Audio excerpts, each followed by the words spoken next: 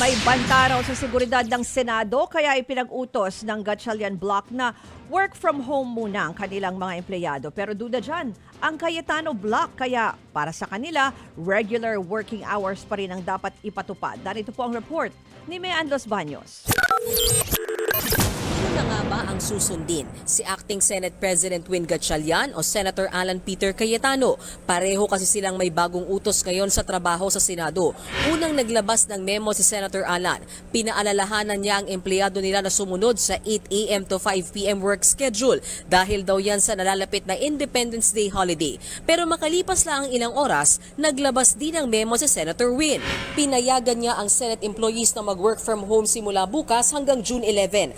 May banta raw kasi sa seguridad ng Senate building at premises. Mismong si NBI Director Melvin Matibag daw ang nag-abiso sa kanila tungkol sa nasabing banta. Dahil sa impormasyon ng security threat dito sa Senado, nakipagpulong si Senator Gatchalian sa Senate Executive Committee gayon din sa Office of Senate Sergeant Arms para mapag-usapan ang makakailanganin daw na adjustment sa safety protocol. Kailangan daw kasing masigurong ligtas ang work environment dito sa Senado para sa mga senador at mga empleyado.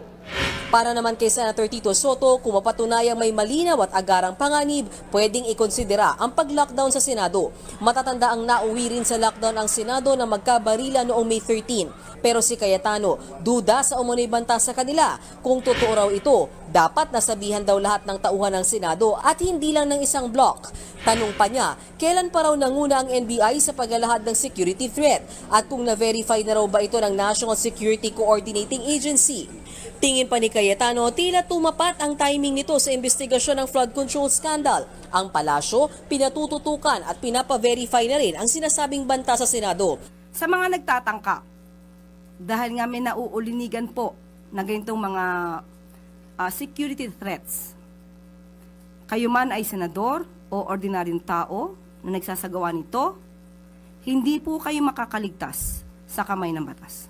Pero ang malinaw ayon sa palasyo, isa lang ang kikilalanin nilang utos sa Senado. Sa mata po ng Malacanang, sa mata po ng ehekutibo, wala po tayong matatawag na constitutional crisis. Maliwanag po ang sinabi.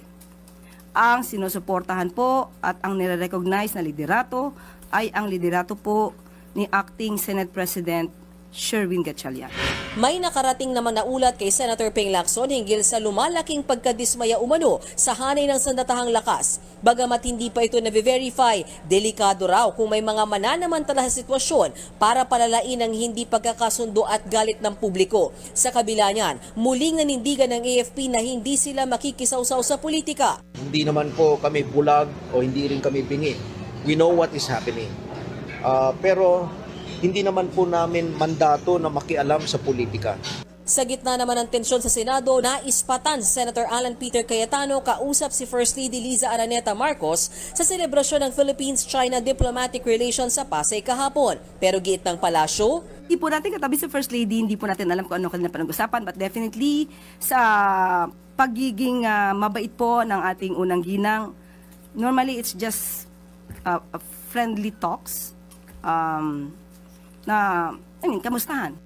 Mga kapatid, patuloy po kayong tumutok sa 105.9 True FM para sa totoong balita, impormasyon, music, and entertainment. Mag-subscribe sa aming YouTube channel at podcasts. At sundan nyo rin po kami sa Facebook, Instagram, X, TikTok sa True Network PH. Bisitahin din po ang aming website, truefm.ph at panoorin kami sa True TV Signal Channel 19. Kami po ang 105.9 True FM. Laging true sa'yo, kapatid.